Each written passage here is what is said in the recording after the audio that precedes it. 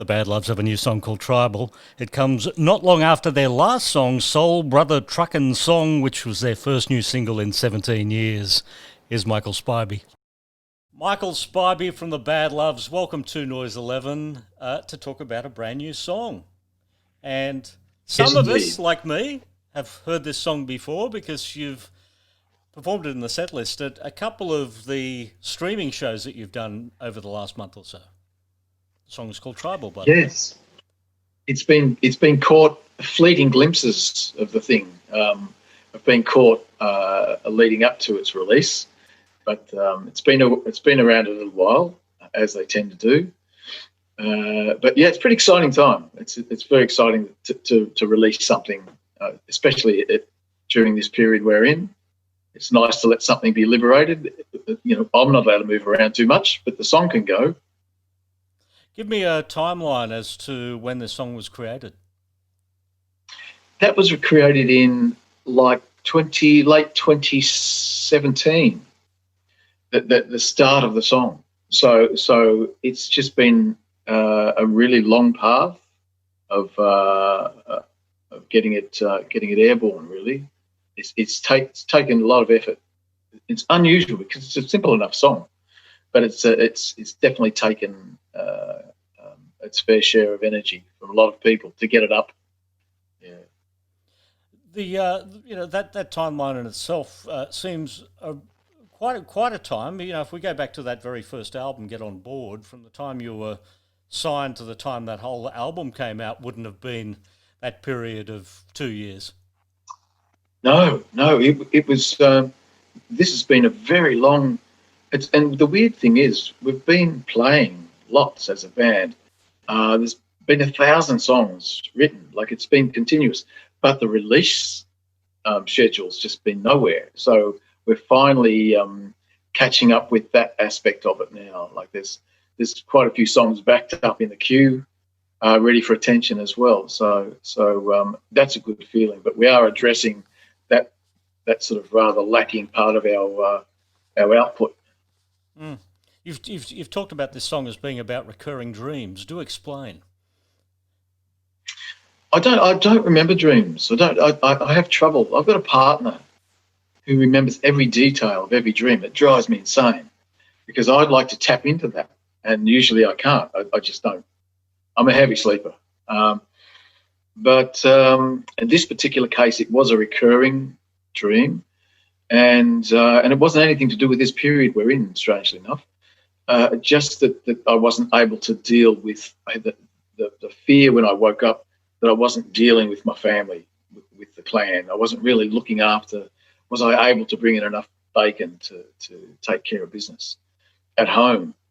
And that, because that kept coming back, that same, I had the remnants. You wake with the remnants of a dream, and it was the same several times over. So much so that I was able to get the detail and just take dictation. And of course, with dreams, scrambled eggs most of the time. Incongruous sort of images and information comes forward, but that's why the lyrics are a bit scrambly too. That doesn't really make sense. Um, but it was that same idea of not being able to, keeping the clan together and going into battle and making sure I had enough food and water and basic. Is it Maslow? Was it Maslow's triangle? Who was the philosopher? He had the pyramid of needs, and the very first one is shelter and emotional comfort, that kind of thing. And then beyond up as it goes up the pyramid, ends up being artistic indulgences and all sorts of luxuries that we consider luxury. So right at the very bottom of that was just survival, and I was having trouble with that concept in my mind, at least. Pretty happy now though. This song I have heard in the context of a Bad Love show, and it fits in perfectly with the Bad Love sound. Are you aware that the Bad Loves does have its own sound? Not per se. I couldn't tell you what that sound is, apart from the fact that we're just playing real instruments in real time, and that's pretty much the. I'm not aware, in a stylistic sense. It's kind of it's one of those things where people from the outside can see it clearly, more clearly than we can. That's my take on it. And I was, to be honest, with that particular song, I was worried that it didn't sound much like The Badloves. It didn't have all of the hallmarks of the majority of the stuff we do. But then I thought of the song Lost, and when that appeared, that kind of didn't fit either. It didn't have any bluesy element to it. So to me, those two songs kind of sit in the same area. But as to a stylistic thing, I'm the worst person to ask, Paul. I have no clue what that is. Now, this song was recorded in Melbourne, but then it gets shipped off to Vancouver in Canada. So explain this like international reason why a song starts off in one place but has to go to the other side of the planet to be completed. Well, see, there again, I think it's gone and travelled where I can't. I've got family in Vancouver. Not that that had anything to do with the choice of the song going there, but my manager Kath Hutchison has friends over there, a network of people, and it just seemed a natural thing because, of course, during this period, we're shipping everything off to get mastered, or there's no limitation geographically to where things can go now. So it is quite bizarre. So it ended up going to. We had a bit of a conversation with Darren Gran, and seemed to be a natural fit. So we dived in. You can't say dived. You've got to say dove. But dove sounds wrong. But dove in. Yeah. So it is a bizarre thing. We seem to be going everywhere. The files just fly all over the place. And that part of that project is a little unnerving. I think we all find it a little bit remote because normally it's face-to-face. You go in and spend the time with the engineer.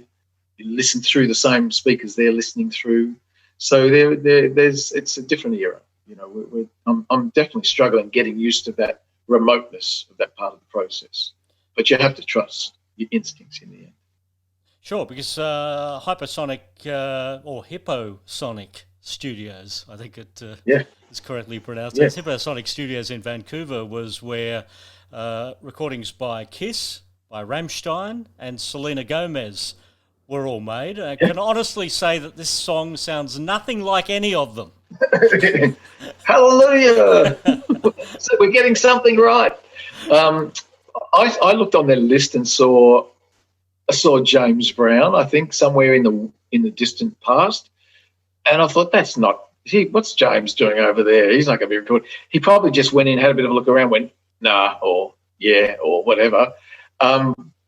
But I could be mistaken about that. But it's fantastic that those old studios, no matter where they are, as we have here ourselves, have a fantastic history. And just having a look at where what their past is, what the fabric of these beautiful old facilities are, the history of these places is phenomenal. It's quite humbling to look at the catalogue of people that have been through Hipposonic, for example, but even the local Australian ones, Armstrong Studios and the old festival studios up in Sydney. And you know, I only just learnt that Vander and Young, I always thought they were Melbourne based in my stupidity, but they were Sydney based, early days. Yeah. So but as you go back through those stories, it's fascinating to see that fabric. Oh yeah. I mean, things could be made and then in realise the world. Like when you think about it, Prince recorded "Sexy Motherfucker" in Melbourne, in South Yarra, and Jack White wrote Seven Nation Army for White Stripes backstage at the Corner Hotel before he went on for a gig one night. No way. Yeah. That's phenomenal. Yeah. And I suppose, you know, I saw one of my heroes over here. Had he not died a couple of months ago, he may have made some music here too. You know, we're itinerant. transient. We're moving all the time. So it does make sense, I guess, that people can happen to find themselves in whatever territory. Really, they're just in their own headspace, aren't they? Wherever they are geographically becomes irrelevant. Yeah. Now, depending on when people are watching this, either before you have done the Memo Music Hall show next Monday or post the 3rd of August, it's already happened and they've already seen it. But the lineup for the Badloves has changed a bit since the last time you played live. So fill me in on what's going on with the lineup now. Yeah, it has. We've had one of the most tumultuous couple of weeks in recent history. The fabulous Tony Featherston has retired from the band. Irish is no longer with the band either.